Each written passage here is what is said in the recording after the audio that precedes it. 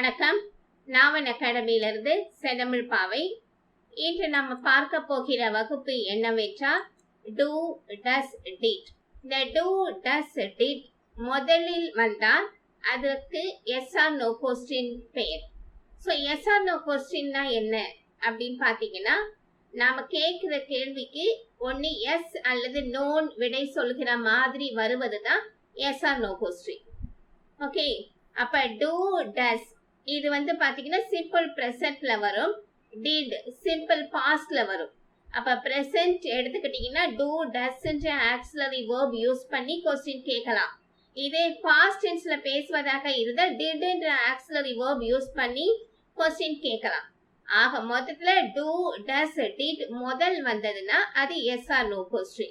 Okay, அப்ப இதனுடைய basic sentence structure எப்படி இருக்கும் அப்படின்னு பாத்தீங்கன்னா, நாம ஏற்கனவே சொன்னேன் do, does வந்தாலே present. அப்ப எந்தெந்த சப்ஜெக்ட்டுக்கு do, எந்தெந்த சப்ஜெக்ட்டுக்கு does யூஸ் பண்ணணும்ன்ற இலக்கணம் முதல்ல நாம நல்லா தெரிந்துக்க வேண்டியிருக்கும். doன்ற ஆக்சிலரி verb எந்தெந்த சப்ஜெக்ட்டுக்கு வரும்னா you, they, I, we. So இந்த மாதிரியான சப்ஜெக்ட் யூஸ் பண்ணும்போது doன்ற ஆக்சிலரி verb நாம பயன்படுத்தணும். இப்ப இந்த ஸ்லைட்ல பாருங்க, ரெட் கலர்ல கொடுத்திருக்கிறது எல்லாமே ஆக்சிலரி verb, ப்ளூ கலர்ல கொடுத்திருக்கிறது எல்லாமே சப்ஜெக்ட். ஸோ இந்த டூன்றது ஆக்சிலரி verb, யூன்றது சப்ஜெக்ட், அதற்கு பக்கத்துல வர்ற மெயின் verb present tense தான் இருக்கணும். ஸோ இதுதான் இதனுடைய பேசிக் சென்டென்ஸ் ஸ்ட்ரக்சர். இதே does அப்ப எங்கெங்க வரும்னு பாத்தீங்கன்னா, he, she, it, name வந்தா does வரும். அப்ப எஸ் ஆர் நோ கொஸ்டினா இருக்கிறதுனால does முதல் வரும், அதுக்கு அடுத்து சப்ஜெக்ட். ஸோ சப்ஜெக்ட் தான் நம்ம ப்ளூ கலர்ல கொடுத்துருக்கோம், he, she, it, name. அதுக்கு அடுத்து வர மெயின் verb present tense இருக்கணும். ஸோ இதுதான் இதனுடைய பேசிக் சென்டென்ஸ் ஸ்ட்ரக்சர். அப்ப do, does ரெண்டுமே சிம்பிள் பிரசன்ட்ல வரும்னு படிச்சோமா? அப்ப இந்த சிம்பிள் பிரசன்ட் வந்து எப்ப நாம பேசலாம்? நாள்தோறும் நடக்கக்கூடிய செயல்கள், பொதுவான உண்மைகள், விருப்பு வெறுப்புகள், நம்முடைய பழக்க வழக்கங்கள், அறிவியல் உண்மைகள், இது எல்லாமே சிம்பிள் பிரசன்ட்ல தான் பேசணும். அப்ப சிம்பிள் பிரசன்ட்ல எஸ் ஆர் நோ கொஸ்டின் கேட்க விரும்புறோம் அப்படின்னா அப்ப do அல்லது does தான் முதல் வரும். என்ன சப்ஜெக்ட் இருக்கோ அந்த சப்ஜெக்டுக்கு தகுந்தபடி நாம போட போறோம். ஓகே, இப்ப இந்த ஸ்லைட்ல பாருங்க, do you eat non-veg? நீங்க நான்வெஜ் சாப்பிடுவீங்களா? அப்ப இது வந்து நேற்று நடந்தது, இன்னைக்கு நடக்கிறது, நாளைக்கு நடக்க போறது எல்லாம் கிடையாது. உங்களுடைய பழக்க வழக்கத்தை பற்றி பேசுறோம். நீங்க நான்வெஜ் சாப்பிடுவீங்களா அப்படின்னா do you eat non-veg? இதே நீங்க டிவி பாப்பீங்களா? do you watch TV? நீங்க நியூஸ் பேப்பர் படிப்பீங்களா? do you read newspaper? அவர்கள் ஃபுட்பால் விளையாடுவார்களா? do they play football? அவர்கள் காலேஜுக்கு போகிறார்களா? do they go to college? அப்ப இது எல்லாமே பாருங்க பொதுவான உண்மை, பழக்க வழக்கம். ஓகே, அப்ப அது எல்லாமே நம்ம do அல்லது does தான் பயன்படுத்த போறோம். அப்ப does எந்தெந்த சப்ஜெக்ட்டுக்கு வரும் படிச்சோம், he, she, it, name does. அப்ப இந்த ஸ்லைட்ல பாருங்க, does he write stories? அவன் கதைகள் எழுதுவானா? does she speak English? அவள் ஆங்கிலம் பேசுவாளா? does it eat sweets? அது இனிப்புகள் சாப்பிடுமா? does Malar listen to music? Malar music கேட்பாளா? does your brother cook well? உங்களுடைய பிரதர் நன்றாக சமைப்பாரா? அப்ப இதுவும் பாருங்க பொதுவான உண்மைதான், இது காலத்தை குறிக்காது. பொதுவான உண்மை, பழக்க வழக்கம், நாள்தோறும் நடக்கக்கூடிய செயல்கள், விருப்பு வெறுப்புகள், இது எல்லாமே தான் do, does என்ற ஆக்சிலரி verb யூஸ் பண்ணி நாம பேசணும். Okay, so yes or no கொஸ்டினா இருந்ததுன்னா do, does தான் முதல் வரும். ஓகே, இப்ப இதுல பாருங்க, வேண்டுமா அப்படின்னு கேட்கும்போது சிம்பிள் பிரசன்ட் தான். அப்ப do you want chocolates? உங்களுக்கு சாக்லேட்ஸ் வேண்டுமா? அப்ப do you want. இது அவனுக்கு சாக்லேட்ஸ் வேண்டுமானா எப்படி கேட்கலாம்? does he want chocolates? ஏன் does போட்டோம்? ஏன்னா heன்றது subject. so he, she, it, name does. so does he want chocolates? அப்ப do you want chocolates? உங்களுக்கு சாக்லேட்ஸ் வேணுமா? do you want some milk? உங்களுக்கு கொஞ்சம் பால் வேண்டுமா? அதே போல விருப்பு வெறுப்புகளையும் நம்ம சிம்பிள் பிரசன்ட் டூ அல்லது டஸ் தான் நம்ம யூஸ் பண்ணுவோம். To you like cake? உங்களுக்கு கேக் பிடிக்குமா? To you walk to college? நீங்க காலேஜுக்கு நடந்து போவீங்களா? To you exercise regularly? நீங்க ரெகுலரா எக்ஸசைஸ் செய்வீங்களா?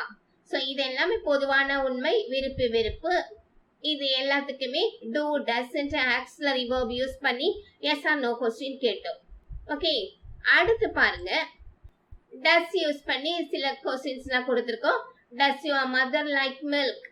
உங்களுடைய அம்மாவிற்கு பால் பிடிக்குமா? அப்ப விருப்பு வெறுப்பு. Does he want some fruits? அவனுக்கு கொஞ்சம் பழங்கள் வேண்டுமா? Does the sun rise in the east? அப்ப சூரியன் கிழக்கே உதிக்குமா? அப்ப அறிவியல் உண்மை. Does she talk a lot? அவள் அதிகமாக பேசுவாளா? அவளுடைய இயல்பை பற்றி பேசுகிறோம். Does he play piano? அவன் பியானோ வாசிப்பானா? அப்ப அவனுடைய ஸ்கில். ஸோ அப்ப இது எல்லாமே பிரசன்ட், சிம்பிள் பிரசன்ட். ஓகே, இது காலத்தை குறிப்பிடாது. இது பொறுத்த வரைக்கும் பொதுவான உண்மைகள், பழக்க வழக்கங்கள், விருப்பு வெறுப்புகள், நாள்தோறும் நடக்கக்கூடிய செயல்கள். ஸோ இதை பற்றி பேசணும்னா டூ அல்லது டஸ் பயன்படுத்தி தான் நம்ம எஸ் ஆர் நோ கொஸ்டின் கேட்கணும். அடுத்து பாருங்க, டிட். ஸோ டிட் அப்படின்னா பாஸ்ட் டென்ஸ்க்குரிய ஆக்சிலரி வெர்ப். அப்ப நடந்து முடிந்ததை பற்றி கேள்வியாக கேட்க வேண்டும் என்றால் டிட்ன்ற ஆக்சிலரி வெர்ப் நாம யூஸ் பண்ணலாம். இதை எஸ் ஆர் நோ கொஸ்டினா கேட்கிறோம் என்றால் டிட்ன்றது முதல் வரணும். ஸோ டிட்னு ஆக்சிலரி வெர்ப் வந்தா எல்லா சப்ஜெக்டுக்குமே அது பொருத்தமாகத்தான் இருக்கும். அதே போல அதன் கூட வர்ற மெயின் வெர்ப் பிரசன்டா தான் இருக்கணும். ஸோ இதுதான் இதனுடைய basic sentence structure. For example, did you eat this morning? This morning அப்படின்னா இன்று காலையில். அப்ப இன்று காலையில் சொல்லும்போது டுடே மார்னிங் ஃப்ரேஸ் யூஸ் பண்ணக்கூடாது, this morning. Okay, today morning கிடையாது, திஸ் மார்னிங்னா இன்று காலையில. அப்ப டிட்ன்றது ஆக்சிலரி வெர்ப், யூன்றது சப்ஜெக்ட், ஈட்ன்றது main verb, main verb present. Okay, next பாருங்க, did she watch TV last night? அப்ப நேற்று இரவு அவள் டிவி பார்த்தாளா? அப்ப அவள் நேற்று இரவுன்னு சொல்லும்போது எஸ்டர்டே நைட் பயன்படுத்தக்கூடாது, லாஸ்ட் நைட். ஓகேயா, எஸ்டர்டே நைட் கிடையாது ஆங்கிலத்துல, லாஸ்ட் நைட் தான் சொல்லணும். போன வாரம் அப்படின்னா லாஸ்ட் வீக், கடந்த வாரம் அப்படின்னு சொல்லுவாங்க. Okay, last year, last week. அதே போல லாஸ்ட் நைட் அப்படின்னா yesterday night. So yesterday night வந்து கிடையாது, ஆங்கிலத்துல பேசக்கூடாது. அதற்கு பதில் லாஸ்ட் நைட் தான் சொல்லணும். அதே போல டுடே மார்னிங் சொல்லக்கூடாது, திஸ் மார்னிங். ஸோ இது எல்லாமே பாஸ்ட் டென்ஸ், நடந்து முடிந்ததை பற்றி கேள்விகள் கேட்கிறாங்க. Okay, did she go to Chennai yesterday?